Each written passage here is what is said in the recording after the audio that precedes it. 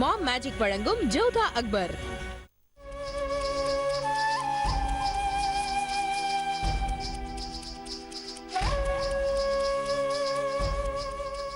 ஜோதா, அபுமாலிதான் பிடிபட்டு விட்டானே, பிறகு எதற்கு கவலை? எனக்கு பெனசர் விஷயத்தை நினைத்தால் கவலையாக இருக்கிறது. பெனசர் பேச்சை எடுத்தால் ஷெஹன்ஷாவிற்கு என்ன ஆகிறது என்று புரியவில்லை. நிச்சயம் ஏதோ வசியம் செய்திருக்கிறாள் என்று புரிகிறது. அதனால் தான் ஷெஹன்ஷா அவளை பற்றி எதுவும் கேட்பதில்லை. நான் ஷெஹன்ஷாவின் பேகம். அவர் உயிரை காப்பாற்றுவது என்னுடைய கடமை. இந்த விஷயத்தில் என்ன செய்வது என்று எனக்கு புரியவில்லை. முதலில் நீ கவலைப்படுவதை விட்டுவிடு. யார் அந்த பெனசர்? ஒரு நாட்டியக்காரி, சாதாரண தாசி. அபுமாலியின் கட்டளைப்படித்தான் அனைத்தையும் செய்து வந்தாள். இப்பொழுது அபுமாலியை சிறையில் இருக்கும் பொழுது அந்த பெனசரால் என்ன செய்ய முடியும்? அவளால் ஷெஹன்ஷாவிற்கு எந்த ஆபத்தும் இல்லை. யாருக்கு தெரியும், அபுமாலி நிலை கண்டு அவள் இங்கிருந்து ஓடிவிடவும் வாய்ப்பிருக்கிறது. அதனால் நீ கவலைப்படுவதை விட்டுவிடு. இன்னொரு விஷயம் கூறுகிறேன். தாசிகள் அனைவரும் மகா சிவராத்திரி பூஜைக்கு அனைத்தையும் தயார் செய்து விட்டார்கள். சிவராத்திரி என்பது சிவன் பார்வதியின் பிறந்த நாள். ஆகையால் இந்த நாளில் விரதம் இருந்து பூஜை செய்தால் கணவன் மனைவி என்றும் பிரிய மாட்டார்களாம். இது இரவில் நடக்கும் பண்டிகை. ஷெஹன்ஷாவிடம் அனுமதி வாங்கியிருந்தால் நன்றாக இருந்திருக்கும். அனுமதியா? அவரிடம் பேசுவதே கடினமாக இருக்கிறது. இதில் அனுமதி எப்படி பெறுவது? நாம் அவரிடம் கூறினாலும் கூறாவிட்டாலும் நாம் இப்பொழுது வெளியில் செல்வது அவருக்கு நிச்சயம் தெரிந்திருக்கும். உனக்கு ஏன் அவ்வாறு தோன்றுகிறது?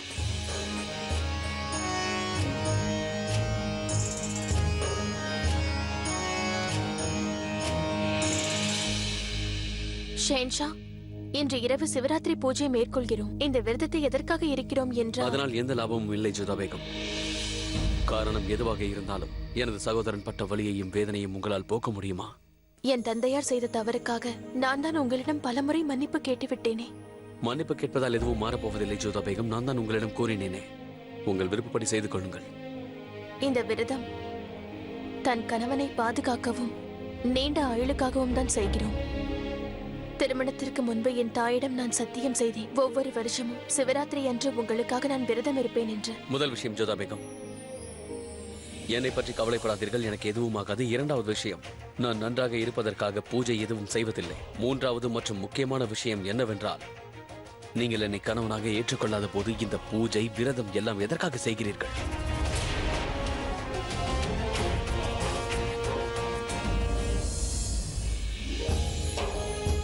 நான் ஒத்துக்கொள்கிறேன்.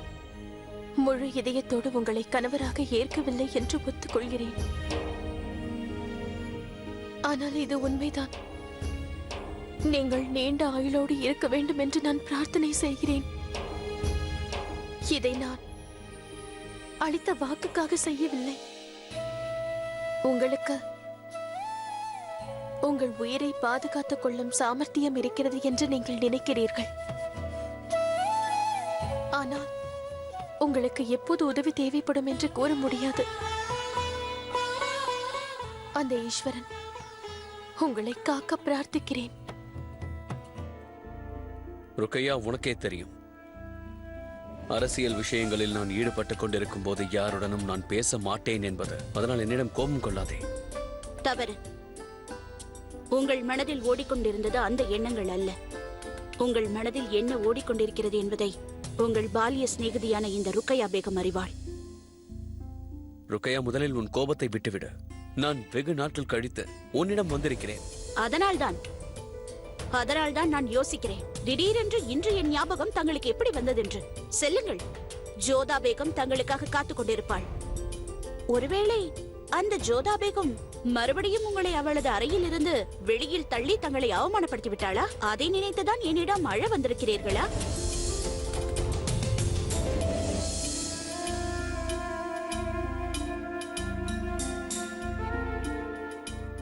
எதற்காக என் மீது இவ்வளவு கோபம் ருக்கையா? கோபம் வரத்தானே செய்யும்.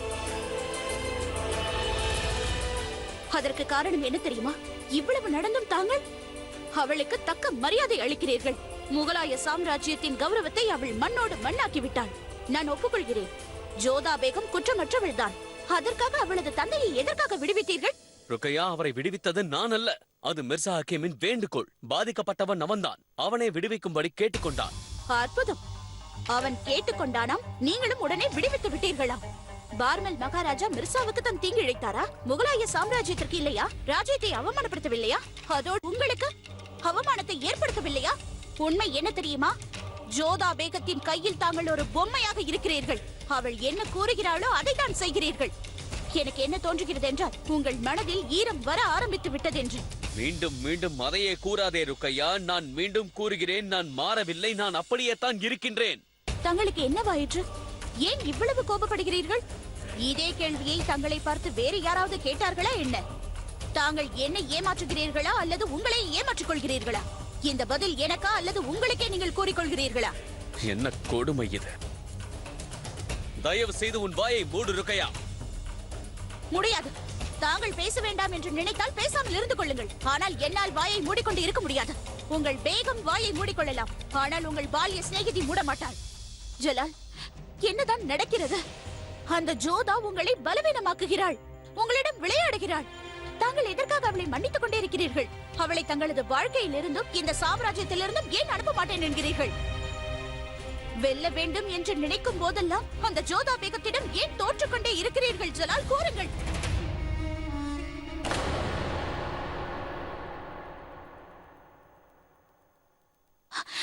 ஜலால், என்னை மன்னித்து விடுங்கள். தங்களின் பாலிய சிநேகிதியாக இருப்பதால் தான் நான் இவ்வாறு கோபமாக பேசிவிட்டேன். வாருங்கள் ஜலால், வாருங்கள், வந்து அமருங்கள். வாருங்கள். தாங்கள் எங்கேயே ஓய்விடுங்கள். நான் இப்பொழுதே வந்து விடுகிறேன்.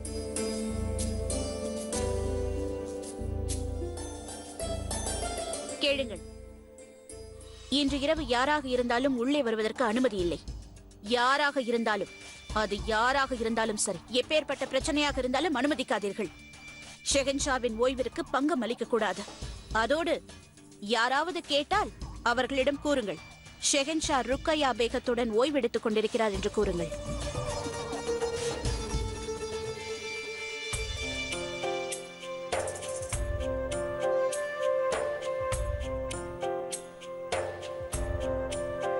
தாங்கள் மிகவும் கவலையாக இருக்கிறீர்கள் என்று தெரியும். ஆகையால் இப்பொழுதிலிருந்து நாளை காலை வரை உங்களை சூழ்ந்திருக்கும் கவலைகள் மறக்கடிக்கப்படுவதற்கு முழுவதுமாக முயற்சி செய்கிறேன். உங்களுடைய முகத்தில் வெறும் மகிழ்ச்சி மட்டுமே தென்படும்படி நான் செய்வேன் ஜலால். வாருங்கள், நான் உங்களுடைய தலையை பிடித்து விடுகிறேன்.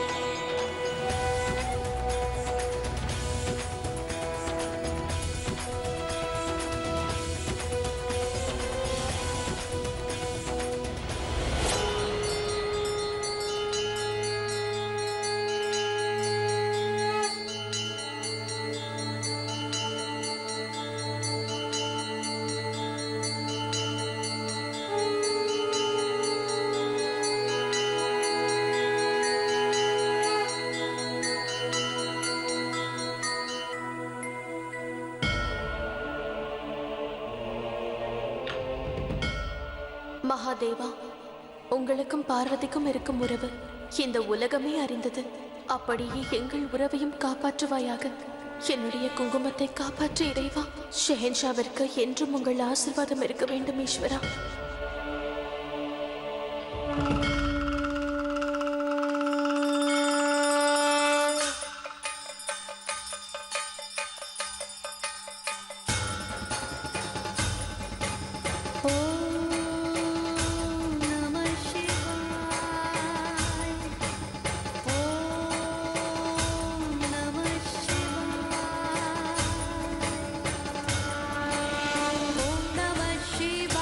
Hare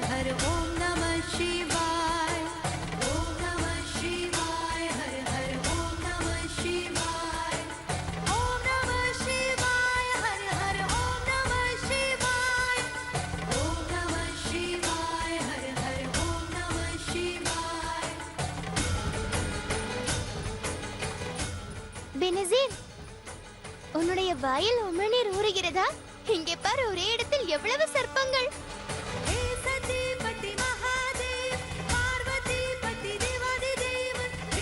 இவைகளிடமிருந்து சஹிட்ஷாவை கொல்லும் அளவிற்கு நஞ்சு எனக்கு நிச்சயமாக கிட்டிவிடும்.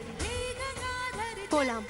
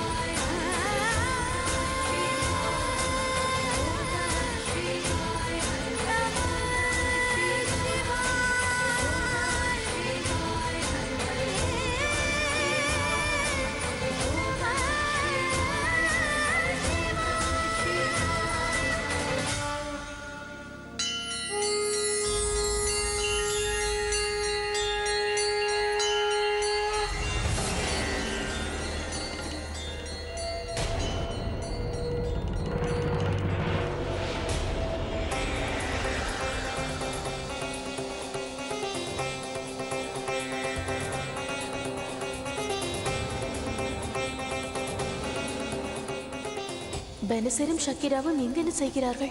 எதற்காக இந்த பூஜைக்கு வந்திருக்கிறார்கள்? இந்த பெனசர் எங்கே போகிறாள்? இதை கண்டுபிடித்தே ஆக வேண்டும். மோதி, நீ இங்கேயே இரு, நான் வந்து விடுகிறேன்.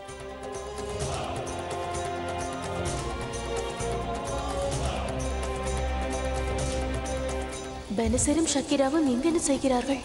எதற்காக இந்த பூஜைக்கு வந்திருக்கிறார்கள்? இந்த பெனசர் எங்கே போகிறாள்?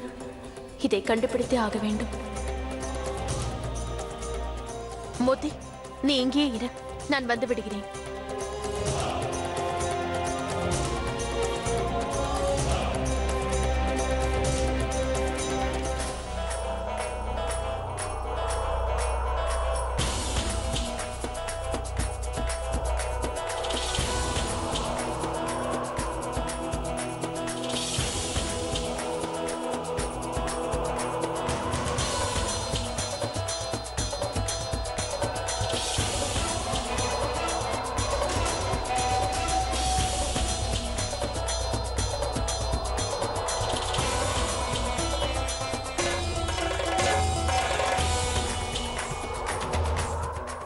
பெனசர் தனியாக எங்கென்ன செய்கிறாள்? யாரையாவது சந்திக்க வந்திருப்பாளோ? யாராக இருக்கும்? அபுமாலி சிறைச்சாலையில் இருக்கிறான்.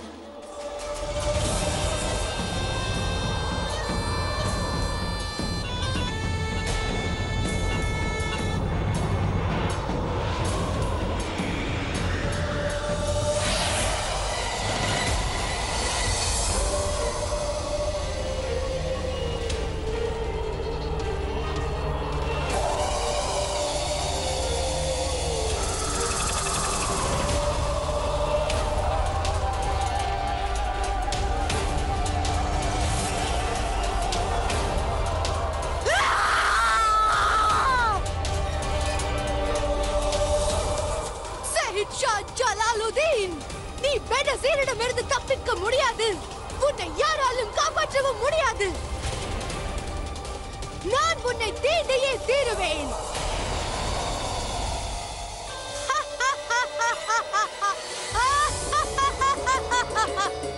நான் உங்கள் உயிரை எடுக்க வேண்டும் என்று நினைக்கவில்லை ஜோதா பேகம். சரீரத்தின் நிறத்தை பார்க்கும் பொழுது நாகவிஷத்தால் இந்த மரணம் ஏற்பட்டிருக்க வேண்டும்.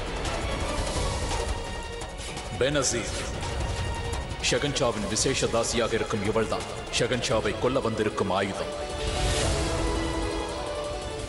வேலை இன்னும் முடியவில்லை. வேலை இன்னும் முடியவில்லை.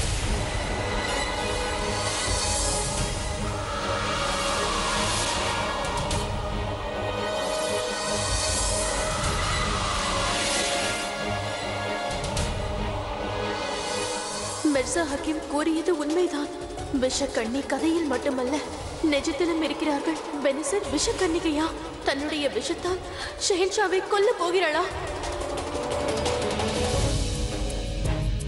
என்ன, பெனசர் தான் விஷக்கண்ணியா? ஆம் மோத்தி, பெனிசர் தன் உடலில் விஷத்தை ஏற்றுவதை நானே பார்த்தேன். மிர்சா கூறியது சரிதான், விஷக்கன்னிகள் இருக்கிறார்கள். சீக்கிரமாக வா, இதை ஷெஹன்ஷாவிடம் இப்பொழுதே கூற வேண்டும். அவர் உயிர் ஆபத்தில் உள்ளது. பெனிசரிடமிருந்து அவரை காப்பாற்றியாக வேண்டும்.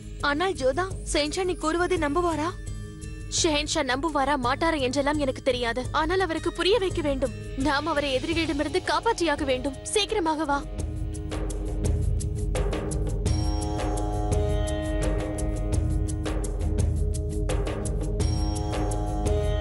ஷெஹன்ஷாவை சந்திக்க வேண்டும். சலாம் பேகம் ஷாய்பா. ஷெகன்ஷா இப்பொழுது இங்கு இல்லை. பிறகு எங்க இருக்கிறார்? பெனிசர் அறையில் இருக்கிறாரா? மன்னிக்க வேண்டும் பேகம் சாய்பா, இதை கூறுவதற்கு எனக்கு அனுமதி இல்லை. உங்களுக்கு ஏன் புரியவில்லை? நான் ஷெஹன்ஷாவை உடனே சந்தித்தாக வேண்டும்.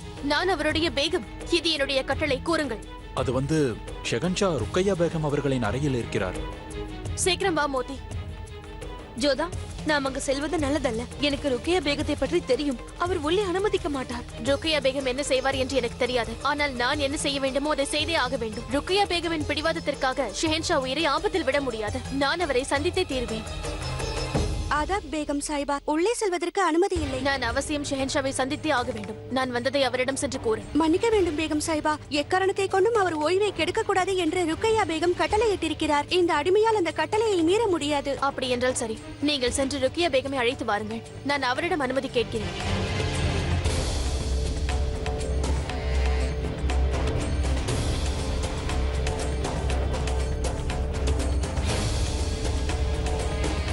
எதற்காக இங்கு இவ்வளவு சத்தம்? நான் கூறினேன் அல்லவா? ஷெஹன்ஷா உயிரை ஆபத்தில் விட முடியாது. நான் அவரை சந்தித்தே தீர்வேன். ஆதாப் பேகம் சாஹிபா, உள்ளே செல்வதற்கு அனுமதி இல்லை. நான் அவசியம் ஷெஹன்ஷாவை சந்தித்தே ஆக வேண்டும். நான் வந்ததை அவரிடம் சென்று கூறு. மன்னிக்க வேண்டும் பேகம் சாஹிபா, எக்காரணத்தை கொண்டும் அவர் ஓய்வை கெடுக்க கூடாது என்று ருக்கையா பேகம் கட்டளையிட்டிருக்கிறார். இந்த அடிமையால் அந்த கட்டளையை மீற முடியாது. அப்படி என்றால் சரி, நீங்கள் சென்று ருக்கியா பேகமை அழைத்து வாருங்கள். நான் அவரிடம் அனுமதி கேட்கிறேன்.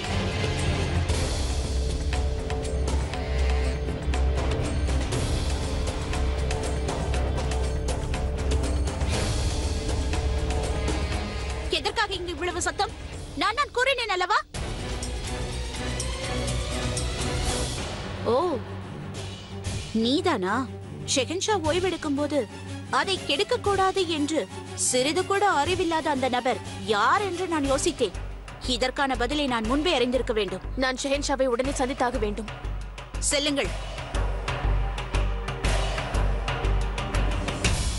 ஜோதா பேகம், நீ மறந்து விட்டாயா? இன்றும் கூட அவரின் விசேஷ பேகம் நான் தான் என்று தெரியும் அல்லவா? தெரியும். ஆனால் நானும் அவருடைய பேகம் ஆவேன். அப்படியா? அவ்வாறென்றால் எனது இடத்தை பறித்து விடலாம் என்று உனக்கு என்னமா? இது உனது அறியாமையை தான் காட்டுகிறது. என்னுடைய இடத்தை யாரும் பிடிக்க முடியாது. அதோடு ஜலால் அவராகத்தான் என்னிடம் வந்தார். யாருடனும் பேச விரும்பவில்லை என்று அவரே என்னிடம் கூறினார். உறங்கிக் கொண்டிருக்கிறார். நீ இங்கிருந்து செல்லலாம். அதோடு நாளை அவரிடம் நேரம் இருந்தால் நீ கூறுவதை கேட்கலாம். என்னிடம் நாளை வரை நேரமில்லை ருக்கியா பேகம். அப்படி என்ன அவசரம்? என்னிடம் கூறு. மிக முக்கியமான விஷயம். ஷெஹன்ஷாவிடம் மட்டும்தான் கூற முடியும். அவ்வாறென்றால் உனது தந்தையிடமும் சகோதரனிடமும் கூறியிருக்கலாமே. அவ்வாறு செய்யலாமே. அல்லது என்னிடம் கூறு. இல்லை என்றால் நாளை வரை ஷெஹன்ஷாவுக்காக காத்திரு. சிறிது நேரம் கொடுத்தால் நான் ஷெஹன்ஷாவிடம் பேசி விடுகின்றேன். ஷெரீஃபுதீன் என்னிடம் கூறியதை நான்... ஓ, அப்படியா? அந்த புறத்திலிருந்து நீ வெளியே சென்று சிறைச்சாலைக்கு சென்று வந்திருக்கிறாய். உனக்கும் ஜலாலுக்கும் தீங்கிழைத்தவன் அந்த கைதி ஷரீஃபுதீன் உனக்கு இப்பொழுது நம்பிக்கைக்குரியவனா? அற்புதம். யாரை ஜலால் பாதாள சிறையில் அடைத்தாரோ அவனை நீ சந்தித்திருக்கிறாய். மிகவும் அற்புதம். ஷெஹன்ஷா உயிர் ஆபத்தில் இருக்கிறது என்று அவர் எனக்கு தகவல் அனுப்பியதால் நான் அங்கு சென்றேன். ஆகையால் ஷரீஃபுதீன் கூறியதை நம்பிவிட்டாயா? நான் நம்ப மாட்டேன். ஏனென்றால் எனது ஜலாலுக்கு யாரால் ஆபத்து என்பது எனக்கு தெரியும். அனைவரின் முன்பாக ஷெஹன்ஷாவையும் இந்த ராஜ்யத்தின் கௌரவத்தையும் பெருமையையும் கெடுத்தவர்கள் அவரது உயிரையும் பறிக்கலாம். அவ்வாறு அவருக்கு ஆபத்து என்றால் அது உன்னால் தான், உனது குடும்பத்தாரால் தான். அவரது உயிரை காப்பாற்ற ஒரு வழிதான் இருக்கிறது. அது அவரை உன்னிடமிருந்து பிரிப்பது. நீங்கள் புரிந்து கொள்ளவில்லை ருக்கையா பேகம். நீ என்ன கூற வருகிறாய் என்பதை நான் நன்றாக புரிந்து கொண்டேன். நீ ஒரு விசேஷ ராணியாகி எனது இடத்தை பிடிக்க நினைக்கிறாய். ஆனால் நான் அதற்கு விட மாட்டேன். இன்று வரை நான் உன்னை பெரிதாக நினைக்கவில்லை. ஆனால் இனி இந்த ருக்கையா பேகம் தனது இடத்தையும் தனது கணவரையும் காப்பாற்றியே ஆக வேண்டும் என்று துணிந்து விட்டாள். உங்கள் இருவருக்கும் இடையே நான் மிகப்பெரிய சுவராக இருப்பேன். ஒரு தாசியை கூட அவருக்கு பேகமாக்கி அழகு பார்ப்பேனே தவிர உன்னை அனுமதிக்க மாட்டேன். எதற்காக தங்களுக்கு என் மீது இவ்வளவு வெறுப்பு? நான் அப்படி என்ன செய்தேன்? நீ ஜலாலின் மனதில் இடம் பிடிப்பதற்காக முயற்சி செய்கிறாய். அவரை முழுவதும் ஆக்கிரமிக்க வேண்டும் என்று நீ நினைக்கிறாய். இதற்கு எனது தர்பாரில் ஒரே தண்டனை தான். உன்னை இந்த அந்தப்புரத்தை விட்டு வெளியேற்றுவதுதான் அந்த வழி. அதை நான் செய்து காட்டுகிறேன். இது நான் உனக்கு செய்யும் சத்தியம்.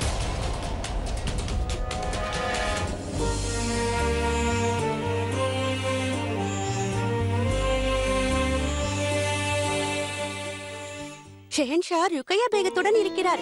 ஆனால் நான் இந்த விஷயத்தை உன்னிடம் கூறவில்லை, புரிகிறதா? நான் தான் உன்னை சந்திக்கவே இல்லையே. என்னவாயிற்று? நான் சந்திக்கலாமா? இல்லை, இன்று இரவு முடியாது. என்ன? ஆனால் ஏன்? ஏனென்றால் ஷெஹன்ஷா தனது விசேஷ பேகத்தோடு இருக்கின்றார். சரி வா, அங்கேயே சென்று விடுவோம். ஆனால் நேரம் மிகவும் குறைவாக இருக்கிறது. தேவையான அளவு நெஞ்சை எடுத்துக்கொண்டு விட்டேன். காரியத்தை இன்றே முடித்தாக வேண்டும். வா. ஜோதா, இன்று முழுக்க நீ பூஜை செய்து விட்டாய். நீ சென்று ஓய்வெடுத்துக்கொள். ருக்கையா பேகம் உன்னை உள்ளே அனுமதிக்க மாட்டார். இல்லை மோதி, நான் ஷெஹன்ஷாவை சந்திக்கும் வரை எங்கும் செல்வதாக இல்லை. ஷெஹன்ஷா உயிர் ஆபத்தில் இருக்கிறது என்று தெரிந்த பிறகு நான் எவ்வாறு ஓய்வெடுக்க முடியும்? உனக்கே தெரியும் அல்லவா, உன்னை அவர் உள்ளே செல்ல அனுமதிக்க மாட்டார். ஜோதா, நீ உன் கௌரவத்தை இழக்காதே. ஷெஹன்ஷாவை விட என் கௌரவம் முக்கியமில்லை மோதி. நான் எங்கும் செல்ல மாட்டேன்.